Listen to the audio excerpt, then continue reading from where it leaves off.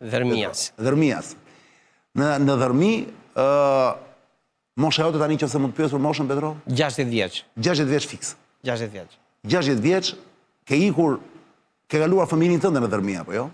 Po, unë linda në Dërmi, edhe kalova deri 14 vjeç isha në Dërmi, mbarova shkollën 8 vjeçare, shkollën e mesme vajta në Fier, e bëra në Patos, në një të Xhaxhaj, mbarova shkollën dhe fillova punë në Fier, edhe vajta dhe ushtar në Fier. Çfarë shkollë mbarove, Petro? Thjesht për Gjimnaz, Leftertalo në Patos. Gjimnazin. Gjimnaz. Po shkollën e lartë, arriti dot? Shkollën e lartë si familje persekutuar nuk më dha mundësia. Nuk dha mundësia, po. Nuk më dha mundësia që të vejë në shkollë e lartë. Po jam i kënaqur me atë shkollë që bëra, edhe në një derë në vitin 90. Po të them dhe një çik histori për familjen time.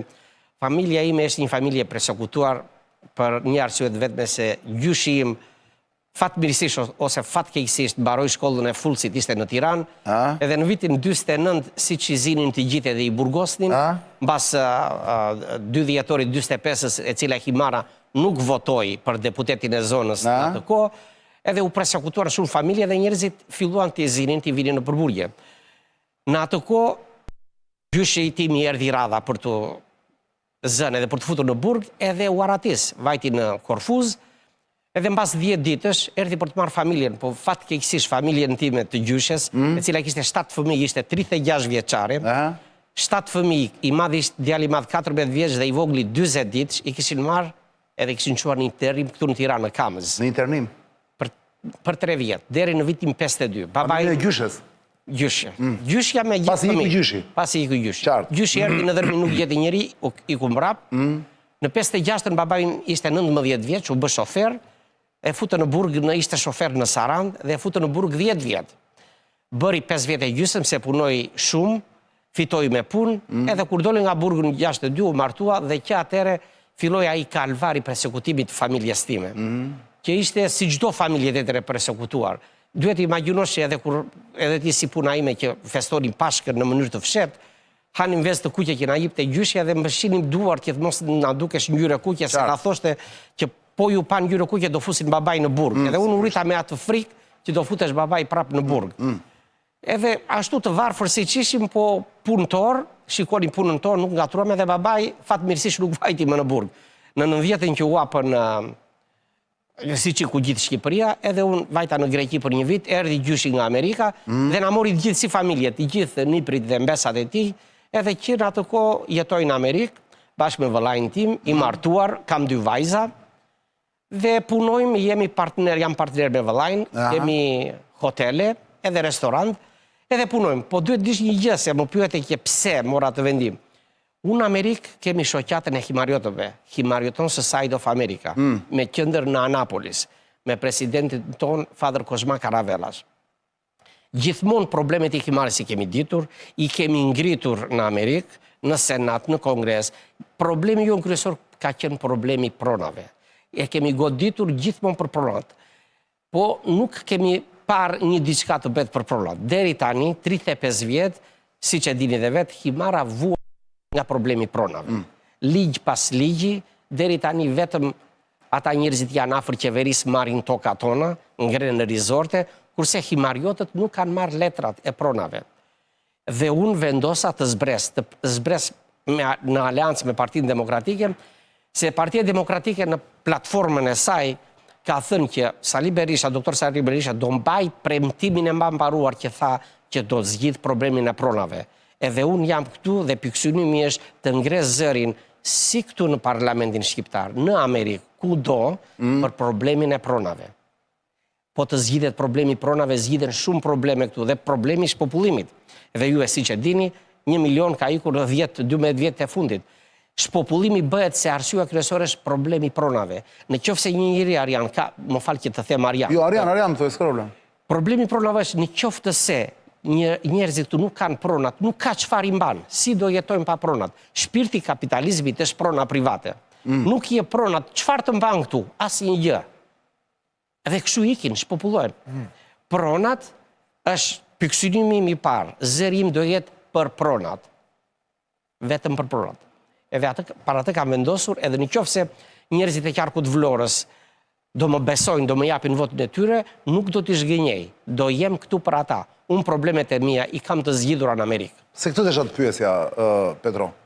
Realisht, që ndodhi që, se thuash, pse unë bush gota i shumë sa që u dertë një moment dhe ti vendose të vije këtu, se ti kishe 30 vjetë që mund të vije për qefin tënë, tu takoje njerëz të tu e tjera, po pse kjo angazhim, pa që ndodhi një jetën tënde që... Si që i thonë dhe Amerikanët, çfarë ishte the tipping point për mua ishte, me që kam qenë shumë i angazhuar me Himërrëtet e Amerikës, ajo që i ndodhi Fred Bellerit, ishte një diçka që mua nuk më pëlqeu për një arsye se pas që drejtësia nuk funksionon, të ishte një diçka e kurdisur për atë njeri i cili fitoi zgjedhjet.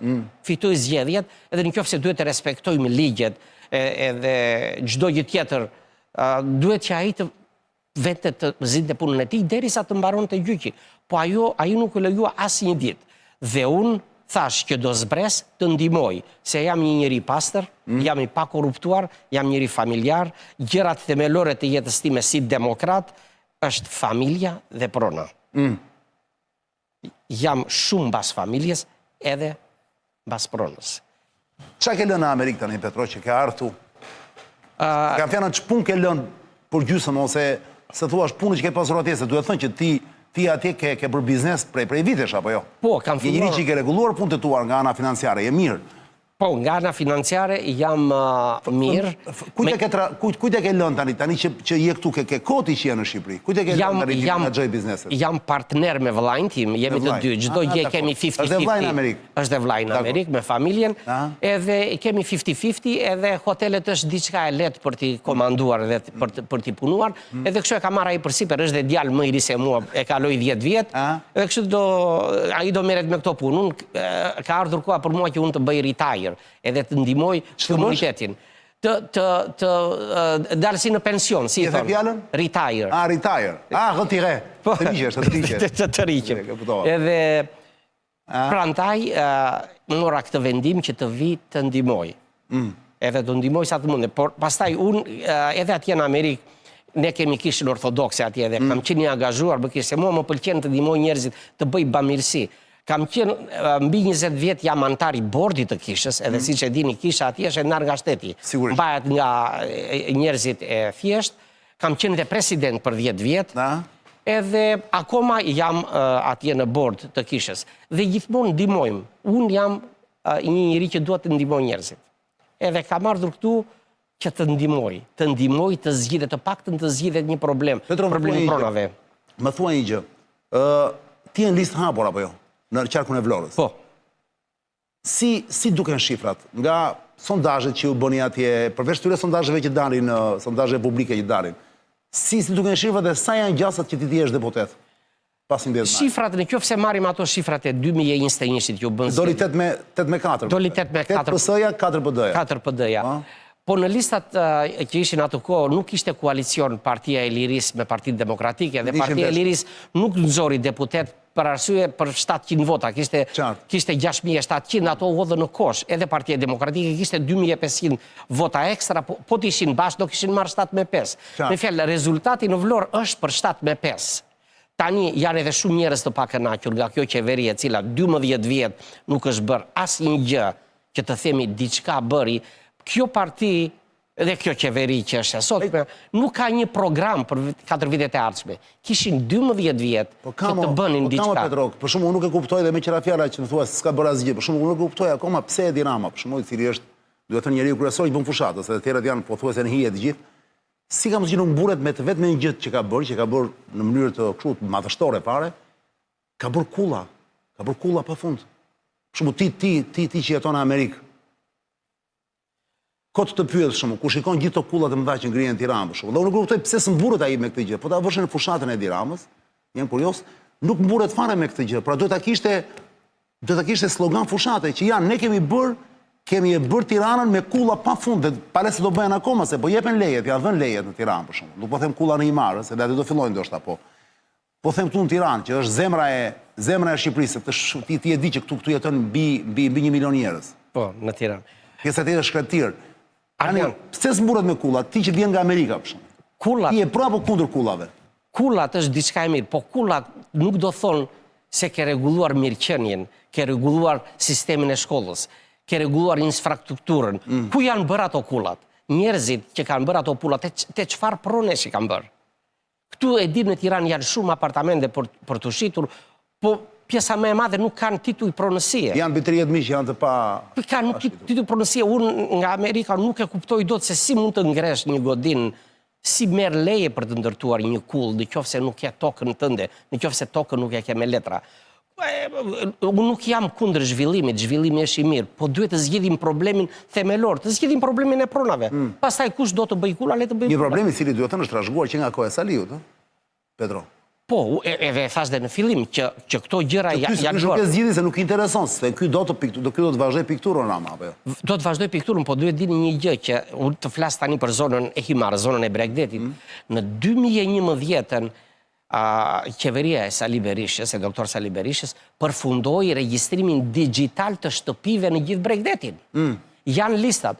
Në qershor, Vasil Bolanoa humbi bashkin, ish kryetari bashkisë, humbi bashkin, edhe në 1 gusht do bësh regjistrimi pronave. Ishin marrë $4 milion nga Evropa, 4 milion euro të bësh ky regjistrim, dhe qeveria e re që erdhi me kryeministër Rama i ndaloi, dhe ky menaxhim i pronave nuk u bë asnjëherë. Dhe Sali Berisha tani, doktor Sali Berisha, premtoi që atë premtim të pambajtur do ta çojë deri në... Do ta rikthej, thua ti. Do ta rikthej. Shoh flamurin amerikan që ke vënë te xhaketa Petro dhe shoh që ka një shenjë aty, po jam shumë larg dhe nuk e kuptoj çfarë është shenja që është mbi flamur.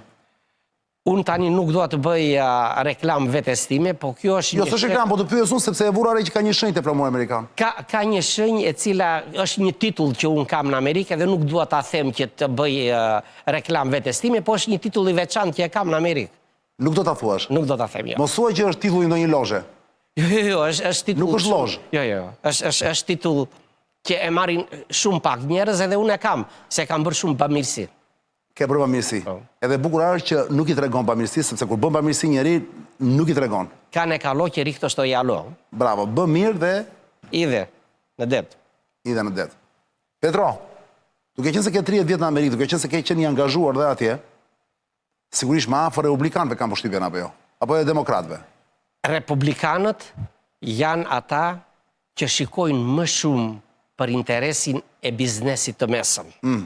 Qartë. Atë që shikoj këtu nuk ka biznes të mesëm, ka të varfër shumë dhe të pasur. Me qëra fjarat, lidhjet e tua në Amerikë, në kuptimin networku jo, të rjeti që ti njeh atje, është i mafa në këto 30 vite. Ke arritur të njohësh dhe personazhe që janë shumë të rëndësishëm politikën amerikane. Ne kemi disa foto, a mund t'i komentojmë bashkë? Po, patjetër. Ledion, nxirri pak fotot me Petro të komentojmë kush janë ato personazhe që Petro është në foto, thjesht për kuriozitet, për kuptuar pak networkun e Petros, e Petro Xhiguris, që është në listën e hapur të Parkut Vlorës në Partinë Demokratike me opozitën. Petro, këtu jam në janar, ishte 19 para ditës së inaugurimit. Në janar të këtij viti. Të këtij viti me presidentin Donald Trump, ishte një gala që ju bë zëvend sekretarit të shtetit të Amerikës, Michael Rigas, që është... Pra ky është Michael Rigas. Michael Rigas. Me origjinë greke. Me origjinë greke. Dhe është tani numri 2? Numri 2 në State Department. Që do të thënë është pas Rubios. Pas Rubios. Dakor. Është djalë shumë i mirë, e ka bjojtur që më përpara, i angazhuar dhe unë me kishën, edhe ai jemi njohur që më përpara, edhe është një njeri i mirë edhe do bëj gjëra të mira në administratën e Trumpit, për Amerikën dhe për gjithë botën. Po ç'marrëdhënie ke me këtë Michaelin? Marrëdhënie shoqërore të mira. Vërtet? Po. Po për shumë tani që ai merr detyrën Petro, nëse ti ke nevojë të takosh, mund të takosh dot? Patjetër. Apo është e vështirë? Lobby, Arjan, do të them që lobby jon i himariotëve të Amerikës ka lidhje shumë të forta në State Department dhe në Kongres. Kemi lidhje shumë të forta. Edhe unë do t'i shfrytëzoj të gjitha këto marrëdhëniet për të ndihmuar sa më shumë mundem vendin që e dua kaq shumë. Dhe qarkun e Vlorës që e dua kaq. Vazhdojmë Ledio? Vazhdojmë me një foto tjetër të Petros? Prap është një njëti personazh.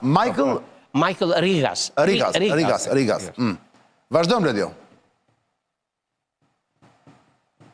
Ja, këtu Petro jeme? Këtu jam të restorant, jes me arhiepiskopin e Amerikës. Me kryepiskopin? Me kryepiskopin, babaim edhe vllaim që është partnerim në Amerikë. Babai me kapele? Babai me kapele. Do të thënë që edhe babai jeton në Amerikë me ty apo? Edhe babai në Amerikë, është 88 vjeç edhe mbahet mirë. Më bëhet shefi, do të thënë jeni të gjithë atje? Po, të gjithë. Babai, motra, vëllai, të gjithë. Dhe ky është kryepiskopi i kishës ortodokse... Elpidoforos. Ti thapi? Është emri ti, kryepiskop. Elpidoforos e ka emrin? Elpidoforos, i Amerikës. Kishte ardhur te dyqani ime dhe u bëra një darkë gjithë prindërit një atje, se ishim për një miting që kishin edhe ja kalua mirë. Kur thua dyqani, ke fjana për restorantin? Po, te restoranti. I hotelit?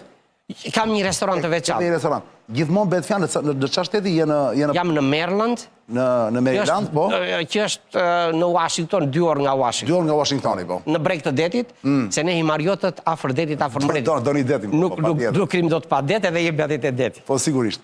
I jepi dhe jo? Shpejt e shpejt se koha ecën,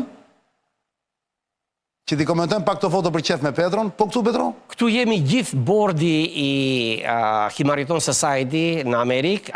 Atje në qendër është shoqata e Himarionëve, është republikani, kongresmeni Gaz Bilirakis, në anën tjetër është presidenti jon Father Kozma Karavelas, edhe ngjitur atje është Mike Carlusos, një miku jon, që ai në 4 vjeçarin e parë të Donald Trump, ai ishte Chief of Protocol of United States. Ishte shef protokollit? Shefi protokollit të Amerikës. Dakor. Ka punuar dhe ai. Djali ati priftit më duket? Po, djali Father Carlusos. Bravo. Cili është djali? Është i dyti... Nga cila anë? Nga ana ime djathë kja shikoj atje. Dakord. Okej. Jepi le dojë një foto tjetër të Petros?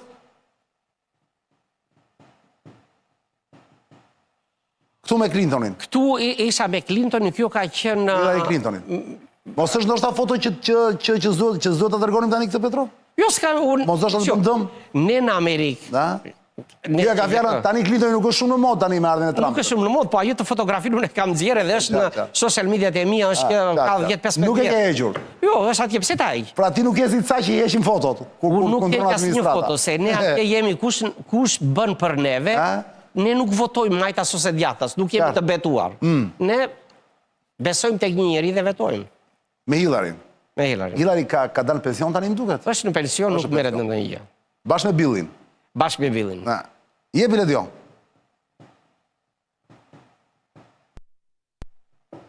Po këtu ku je, Petro? Këtu jam prap me kongresmenin e Floridës Gaz Bilirakin, kemi qenë në një gala të ftuar bashkë edhe... Një gala? Gala, po. Sa kongresmen me origin greke ka atje? Tani ka 5 me origin greke. Nga anë e kujtë? Nga anë e republikanëve apo demokratë? Dhe nga anë republikanëve dhe nga anë demokratë. Ju keni marrëdhënie të mira me të gjithë? Me të gjithë. Për atë që është kryesore për neve... Sepse ju kërkoni mbështetje për interesat tuaja. Për interesat tuaja. Edhe për ju, po. Jepi le djo? Qa foto tjetër ka Petro? Qa foto tjetër kemi nxjerr Petros? Këtu me Donald Lund. Këtu ishte me Donald Lund kur erdha që më ftuar. Ishte ambasadori amerikan në Shqipëri për ata që kanë harruar, para jurikimit. Po, ishte ambasador edhe më kishin ftuar këtu edhe më kishte ftuar te shtëpia e tij për një kaktel, kur ishte ai simpoziumi i diasporas i pari që bërin 2016. Ai diasporas, po. Edhe në atë kohë unë e pyeta kryeministrin e tanishëm, e pyeta pse nuk jipen pronat e Himariotëve, është në video. E pyeta që atëre 10 vjet para, pse nuk jipen pronat. Do ta zgjidhim problemin. Çfarë tha zoti Rama? Do ta zgjidhim ta. Do ta zgjidhim ta. Dhe ne dërguam avokatët tonë nga Amerika për t'i zgjidhur, edhe nuk u zgjidhen asnjëherë. Dhe ai ja u bleu më duket. Nuk u zgjidh, nuk e di çfarë. Ja u bleu avokatët më është di pa para, kur ai të blen apo. Nuk u zgjidh. Ju mundoni me mishën e shpyt, jemi drejt, ai ja u blen në fund, e kupton? Nuk e thash unë atë. Jeta është e padrejtë. Po jo, kur themi bleu, domethënë josh në mënyrë të tillë që se fjala blen nuk është vetëm ta blesh e parë. Po. Edhe po ta blesh nuk është një gjë e keqe, ore. Tani gjithçka blie dhe shitet, e kupton, treg është ky. S'ka moral politik. Unë do të themi diçka, më erdhi një mesazh nga nipi im në Amerikë, tani sa më erdhi, edhe më morin telefon, edhe do të them I love you Nondako. I love you kush? Nondako, Nondas, djali vëllait, ka emrin Nonda, e Nonda apo e pami Nonda? E pami Nonda. E pami Nonda. Ja kemi vënë kole, po ne e thrasim Nondako, se si vogël. Nondako, I love you, buddy. I call you later. Po këtu me kjo, Pedro? Këtu ishim në një gala tjetër që u bë në festën e Greqisë, Independence Day, edhe ky ishte ministri i jashtëm në atë kohë, Dendias. Dendia është ky, se nuk e njofa në foto. U takuam në New York, ishim në një gala. Okej, tjetër le kemi? Jo, këto janë. Këto janë. Pedro, na kam mbetur dhe 8 minuta, sepse pastaj më vjen i ftuar tjetër dhe ti ke angazhim, unë do të lë të qetë dhe të lirë, sepse ke punë tani në fushat dhe 2 javë na kanë bërë nga zgjedhjet, mos gaboj. Sa është sot data herë? Sot është 29. Fiks, më pak se 2 javë. Më pak se 2 javë. Petro, në këto 7 minuta që kanë mbetur, 8 minuta, a mund të më thuash të lutem, unë shpresoj që ti të fitosh, sepse ti je njeri i ndershëm, je njeri i mirë, të gjithë të njohin, gjithë komuniteti. Në qoftë se e zëm nuk arrin dot. Çfarë do bësh? Do kthehesh një remi në Amerikë dhe do i thuash ti vendi lam të mirë apo do vazhdosh të kontribuosh? Jo, unë do vazhdoj të kontribuoj, se është një diçka që është si ai udhëtimi, ne njerëzit bëjmë një udhëtim, vemi ku vemi dhe pastaj ajo dëshirë edhe ato memorjet që kemi këtu na tërheqin. Edhe dua të angazhojmë të ndihmoj sa të mundem krainën time. Se është një krainë e vuajtur, edhe është koha tani që edhe kjo krajinë të përparoj, jo të vinë oligarkët na marrin pronat. Si tani në prill në 17 prill, kryeministri përsëri me një VKM tjetër u dha të drejtën oligarkëve të blejnë ato prona që i kishin marrë me qira me $1. Ti blejnë. Pse ti blejnë oligarkët, mund t'i blejnë, t'i marrin njerëzit që u takojnë pronat. Kjo u bë. Po njerëzit kanë marrë lekët për tokën që kanë shitur këtyre oligarkëve. Jo, shumë prona janë marrë me VKM-n e kryeministit për investitorë strategjik. Dakor. Pra ti thua nuk janë shlyer pronarët e tokës? Jo. Po mirë, si ka mundësi, sepse rasti që denoncoi Beleri për shembull, u pezullua që e mori Spakov jo. Rasti i Gjashkës me këtë Gaçin. Po. Si ka mundësi, nëse ka të tjerë, më fal Petro, nëse ka të tjerë që i është marrë toka patërësisht dhe këta kanë letra në dispozicion, mund të më thuash pse nuk e denoncojnë Spakov? Po, denoncimet bëhen gjithmonë, do bëhen denoncime dhe bëhen denoncime. Për shembull, është bërë denoncim tjetër që kryebashkiaku i mëparshëm Goro ka dhe një çështje tjetër përsëri për pronat e tilla, edhe Xhaçka që ka marrë atë pronën. Pronën në atë pronën e morën nga një njeri tjetër, ka marrë Xhaçka, ka marrë buri vet. Buri vet. I e odhën një njeriu tjetër që t'ia jepte asaj, me një fjalë u bën falsifikim letrash. Prandaj Spaku do mirret me këto gjëra dhe ne denoncimet do t'i vazhdojmë, nuk mbarojnë denoncimet. Po i keni dosjet morti Petro, se duhet jenë të kopsitura dosjet për të vajtë në Spak? Po s'diskutohet që janë të kopsitura, prandaj edhe kryebashkiaku tani është në burg. Se ishte diçka që ishte bërë. Janë gjëra të kopsitura, të gjitha. Ne do denoncojmë kushdo që na sjell gjëra çështje të tilla, ne i dërgojmë në Spak. Një pyetje kam, Petro, para të bësh mesazhin e fundit për elektoratin që pretë të votoj ty. Nuk keni frikë nga Rama që se fiton mandatin e 4, ai për shkakun do jetë shumë i fuqishëm sa mandatin e 3, pra do jetë në një mënyrë ai me mandatin e 4 i thotë të gjithëve shikoni mua më do populli dhe ai sigurisht që gjithë armiqtë e tij, sidomos armiqt politik që ka, ai s'ka si pengesë, mund të shkeli me këmbë Petro. Si do, a keni marrë masa si do mbroni nga ky njerëz, sepse duhet thënë që pavarësisht që ata i quajnë pasere të dobët, e quajnë sikur po bën bllofet e tjerë, deri tani këto 12 vjet, ai ka vërtetuar që gjërat që ka dashur i ka bërë. Burgu juve nuk i është hequr asnjëherë, Petro, për të thënë të vërtetën, që nga historia që ku ishte Enver Hoxha gjallë. U vrat, ju ka vrarë ai, shumë trupa himariotësh nuk janë gjetur akoma, se nuk kam dëgjuar historitë. Po. Të tjerët i ka futur në burg, e kupton, sepse ju ishit kokë fortë, doni të mbroni idetë tuaja etj. Burgu vazhdon dhe sot për ju. Në mos për ty ka vazhduar Belerin, që sapo the. Po burgu do thotë që mbaroi, Petro. Pra duhet të them, përballë kësaj situate, përballë kësaj fuqie, le të themi, se le ta themi fuqi. Pa u futur te e drejta e pa drejta, se ato janë histori pasaj, hajti qajmë. Po përballë kësaj fuqie. Kush ju mbron ju, Petro? Këtë drejtë që thatë, në qoftë se Rama, praj ministri tanishëm, merr edhe një mandat tjetër, mandat të 4, do bëhet dhe më i egër. Jeni fitues. Do bëhet edhe më i egër. Po himariotët nuk e kanë ulur kokën, edhe nuk do ta ulin kokën asnjëherë për të drejtat e tyre. Gjithmonë kanë qenë luftëtarë. Ne kemi një të shkuar të lavdishme, kemi një të tashme të mirë deri tani, dhe ardhmja jonë do jetë akoma më e mirë. Jeni optimist, Petro? Jemi shumë optimist, se ne jemi luftëtarë, asnjëherë nuk jemi në nështruar asnjë gjëje, se ne kemi të drejtën në anën tonë.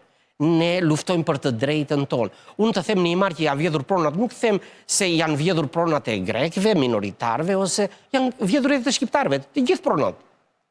Ne nuk i ndajmë. E njëjta gjë që është bërë me minoritarët, është bërë dhe me shqiptarët. Ne nxjerrim problemin, ndihmojmë edhe të tjerët, ngrem zërin për të gjithë. Gjithë, po themi, armata ose ushtria e njerëzve që krijon narrativën e thuash që punojnë për pushtetin, që paguan nga pushteti dhe nuk janë pak në media apo jo, e keni parë. me moderator, me analist, janë shumë. Mbijetojnë dhe ata, ka gjithë një mënyrë për të mbijetuar, e kupton? Ju akuzojnë, narrativa e tyre është që ju flisi për Vorja e Pirin, keni karta ju është Vorja e Pirin, flamuri Vorja e Pirin e tjerë. Madje edhe ty të akuzuan diku se ku e pashë një emision. Vorja e Piri është një term tabu, Petro, që ju s'do ta përdorni? Përse e përdorni këtë term? Vorja e Piri është një diçka, një nocion, si i thonë geografik. Nocion geografik, po patjetër, po. Po duhet dim një gjë, që të krijohet... E Piri veriut, me i po, që të krijohet, duhet të dish që edhe në stampën e Skënderbeut, thot Epir. Me një fjalë, Epir është një nocion geografik që ka ekzistuar. Para sa kohë është, për t'ja thënë njerëzve për ta kuptuar, edhe pse s'kemi shumë kohë. Skënderbeu ka qenë nga viti 1400, deri 500 Nese, po Epiri ka qenë para Skënderbeut, nuk ka... Para Skënderbeu, ka qenë 500 vjet më parë të fritet.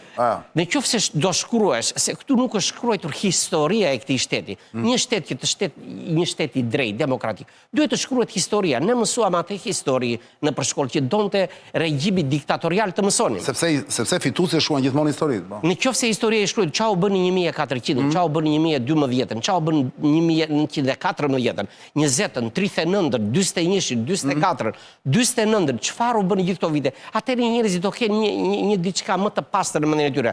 Çfarë ishte bërë? Ne duhet t'i respektojmë të gjithë ata, edhe të parët tanë, që bën një punë të mirë në atë kohë që ata kujtonin se ishte puna e duhur. Ne nuk kemi, ne himariotët nuk mund ta marrim himarën dhe ku ta çojmë? Ta çojmë t'i vëmë guzhineta, ta çojmë në Këta thonë në Korfuz, këta thonë ta çojmë në Korfuz. Po si ato gjërat janë ndarë që në vitin 1912 kufin janë ndarë. Ne tani hapim kufin, futemi në Evropë. Pse e bëjnë të retorik këta, pse e bëjnë të narrativ, kjo dihet mo. Këta e bëjnë që të peshkojnë do një vot për nacionalistë. Bravo, dhe interesante është që nacionalizmi ti e di është ideologjia më e fortë të gjitha kohërave, apo jo? Pra ecën, funksionon. Nacionalizmi është bërë nga një qeveri që është e kalbur edhe zgati për të ikur edhe mundohet të peshkoj vota duke edhur benzinë në një zjarë që nuk ekziston. Ne, po ja që mes të duket pas ka shumë njerëz që besojnë. Fatkeqësisht. Fatkeqësisht ka...